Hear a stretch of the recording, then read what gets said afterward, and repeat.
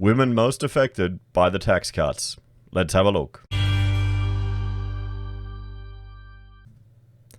Hello everyone, Florian Heiser here and welcome to another episode of Heiser Says. Grab your stein of coffee and let's have a look at this very disingenuous article from news.com.au. Now this is written by Samantha Maiden. So, blokes are the big winners under the tax cut, but women are getting screwed over, they're getting hard done by. Now, this article was written with reference to information from the Australia Institute. Now, I looked into them. They're a progressive, left-leaning think tank. The current director, Ben Oquist, used to work for the Greens. Need I say any more? So we just need to keep that in mind. We need to keep that in mind when we look at this. Now, I've also discussed this topic a long time ago. I did a video called the Gender Tax Gap back in 2018. Simply, looking at Senator Hanson-Young and how she's a typical ideologue. I'll link to that up above. I'm just checking over here how far I'm into my video, so I'll put a timestamp up above. But, all common sense, rational people understand that there is not a wage gap, there is an earnings gap. And that's to do with the decisions and choices we make. In a society where we're free, everywhere except Victoria, people can make choices and that affects your earning capacity. Normal people realize that. And, okay, if the blokes are earning the most money, which they do, because often, your missus will stay at home or work less or have more flexibility to help raise a family. That's kind of normal, or it used to be normal. And for most people, I think it still is normal for the majority of Australians. Because a marriage, raising a family, working together as a team, it doesn't really matter who earns more. It all goes into one bloody pot anyway, and then you divide and conquer to work together for goals. Isn't that how it's meant to be? At least if people don't see that, it's kind of sad, really. Now, I thought Samantha was just a young little, millennial journalist creating a bit of clickbait. But no, she's been around the block. She's been a journalist since 94. She's old enough to even get a, drunk driving charge. I found it somewhere. So let's just say she's got lived experience. She's got 3 children. So she must understand the reality of this, the absurdity of writing an article like this. Obviously, it's designed to get clickbait. It's designed to get people engaging with it. All the young feminists would jump on this stuff because they don't understand basic mathematics. And maybe they're just too naive to actually have a real, too naive and young to actually have a normal adult relationship where you're working together for something, for the greater good of your family. Maybe they don't have families. It's all just this chipping away at traditional values, isn't it? Oh, I'm sounding more and more like an old boomer every day, aren't I? So let's have a look at this, guys, because this is just... Oh, boy. It's another one. It's a good way to start the day, isn't it? Men will secure double the tax cut cash that female workers secure under a budget plan to bring forward tax relief in the wake of the COVID-19 pandemic. Oh, no. Oh, no. Now, I know some people will say that women make most of the spending decisions, 80% of them. And anecdotally, that seems to be the case. I remember I was talking to a mortgage broker, and he said, whenever you're talking to a real estate or buying a house, you got to pitch to the wife. You got to pitch to the missus. He said it in a less polite term, because they're the ones that really make the decisions in this regard. You got to, once you win them over, then you get the sale, you get the contract, you get it done. What do you reckon, guys? Let me know in the comments. Let me know in the comments. How many of you are, blokes, how many of you are married and, you won't go off and make a decision. You'll talk to it with your wife. How much financial freedom do you have? This is the thing.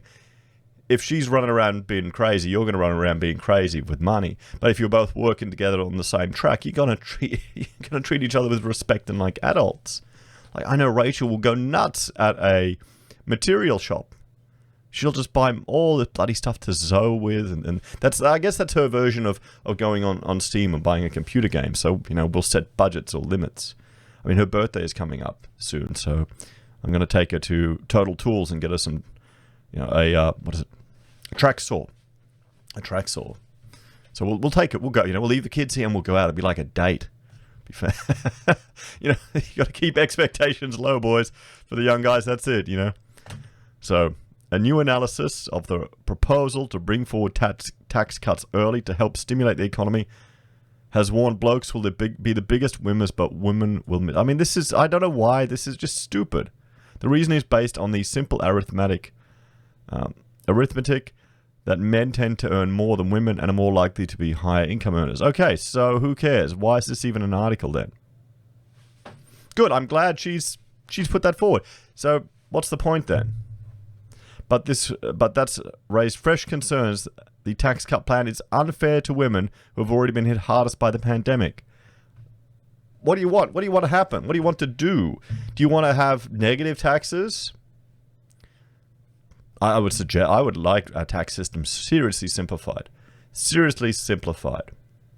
You know, let's just get rid of things like payroll tax, the most stupid tax in the world. And I mean, the Australia Institute, they argue against company tax cuts. You know, they definitely have an ideological position that permeates all of their research and the arguments they put forward. The Australia Institute has urged the Morrison government to reconsider the tax cuts on the basis that many female workers will secure little or no relief from the billions of dollars in cuts that the Treasurer Josh Frydenberg is considering bringing forward to stimulate the economy. Well, here's the counter-argument to that. This will increase the disposable income of the population. You know, men will have more money to spend. Or families will have more disposable income.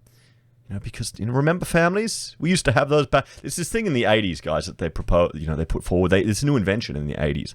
We tried it for a while, you know, where people would come together, work together as a family unit, you know, and the family would come before other things, you know, before the state, before intervention, before politics. You know, family would be first. And then, you know, we tried it out for a while, you know. A few of us kept going with it. I think it may make a resurgence. Because this increase in disposable income means, well, depending on consumer confidence, means that there'll be more spending. And probably more of it will go to retail. And guess where more females are employed? In those sectors. So if once the economy starts lifting back up, where are the articles going to be? You know, women receive the most benefit from the economic surge, from the lift in retail spending, from the increased shopping. Where are those articles going to be? We won't see them. I mean, is this... See, the thing is, what's worrying is that people are only going to read the title. People are going to read the title and this bit here. That's all they'll read. Generally, the first sentence and the title. Boom, on their phone. And then they will base their political opinions on that. On that. They'll just get a snippet here. They won't look into it any further. Oh, look. Oh, that institute sounds legitimate. Oh, wait a minute. They're you know, ideologically opposed to everything I believe. Oh, well. That's the problem. Bringing forward the tax cuts will mainly benefit high-income earning men, with men getting more than twice the benefit of women. This will lead to more gender inequality, Matt Grandoff, senior economist at the Australia Institute, said. That's going to happen. You're going to have inequality. But, I mean, do people really believe this garbage that they write? Well, okay, men will earn more. Fantastic, that's true, but there's inequality there. Okay, who cares? There's inequality in the marriage laws. There's inequality in access to children if there's a divorce. There's inequalities everywhere, guys. That's life. Okay, we need to, if we want true equality, then we need to advocate for it, for both sides, for all things. How many men are frustrated with how much they have to pay? You know, they just hear everything from the feminist perspective to writing all of their achievements and work. And then they get screwed over. There's a reason why men are, exiting more and more from society. Research has shown that bringing forward these income tax cuts will mainly benefit high-income earners, which in Australia are overwhelmingly male. Yeah, tax cuts this is what happens when you have your socialist progressive, you know, tax system. This isn't news. This is common sense. Giving tax cuts to the wealthy will have a very limited stimulatory effect on the broader economy, but it will significantly widen the economic divide that already exists between men and women in this country. Rather than spending billions of dollars bringing forward tax cuts that mainly go to men on high incomes, the government could better target that stimulus. This is it. The Institute doesn't see it as your money. They don't see it as your money. They don't see it as the government reducing the theft from you, the demand of your labor. They're saying, oh, there's going to be less burden on the backs of men. That's bad. That's bad. That just shows you. That just shows you their ideological position. So the analysis confirms that for every dollar of tax cuts that women get, men get $2.28. Who cares? I mean, how much of the spending power is going to go to women then? In other words, men get more than twice the tax cut that women get. See, this is so disingenuous. Don't people understand how our progressive tax system works? Rich people are going to get more taxes. I can guarantee you more tax cuts because they pay a shitload more. I can guarantee you, my radiologist friend, he is going to pay more. Hang on. I keep getting them confused. He's going to pay more than his wife in her small business in tax than she'd entirely earn, probably. And it pisses him off when he sees how much tax he pays and he sees how much the government burns away, but that's part of life, really. If the tax cuts were divided between men and women, blokes get 70% of the tax. Who cares? This is complete disingenuous bullshit. The Australia Institute's analysis argues that well-targeted stimulus could focus on the most disadvantaged by the pandemic recession. So what they want to do is, they're arguing for not allowing the individual to have more access to their money. They want the government to intervene targeted. Ideologically, that just shows you they're an interventionist organization. They're advocating for less individual control over the resources you make. They want more men in indentured servitude to the state. Unemployment figures have previously confirmed that women are more likely to lose their jobs this year, with employment falling in March and April by 3.9% for men and 5.3% for women. Women are also more likely to lose shifts and working hours than men, in some cases due to the pressure of homeschooling children. Yeah, that's life, guys. Okay? You're meant to work together at these things. Okay? It's meant to be a bit of give and take. It's to be a bit of give and take. And I think, honestly, maybe it's some people have to grow up. Some people have to grow up and realize the fantasies they have, particularly some younger women, perhaps, of having it all. Having the career, having the Instagram profile, having the kids, having, the happy marriage, all of this stuff. It takes work, guys. And you can have it all, sure, but not all at once. It's just life. It's just life. Once you realize that, you'll be a lot happier. You will definitely be a lot happier. There's some wisdom from previous generations, everyone. I'm hoping people pick up on it. Speculation over the Morrison government's bringing forward benefits has centered on bringing forward the Stage 2 tax cuts from 2022 to 2021. But it's the Stage 3 tax cuts that could provide a hard sell for the Prime Minister, because the lion's share of the tax cuts goes to high-income earners. Well, here's the thing. Here's the example. They're talking about part-time workers. I don't give a crap about that. That doesn't matter. Here's another argument for why we should have tax cuts. What if? Now, we've got a bit of a housing bubble here. Let's bring up this here, property prices. You can see we've got a housing bubble. Housing is unaffordable. Negative gearing is a method that a lot of Australians use to mitigate their taxes. We can all agree on that. A lot of Australians use negative gearing to mitigate their taxes. Some extra special, geniuses will perhaps negative gear 5 properties, pay interest only, and wonder why they're going to be broke when it all falls under. But that's another story. Now, the problem with this drive towards property, everything towards property, is that a significant proportion of Australia's wealth has been funneled into property. And then when we have a certain effect that occurs, the Cantillon effect. Now, it refers to the change in relative prices resulting from a change in money supply.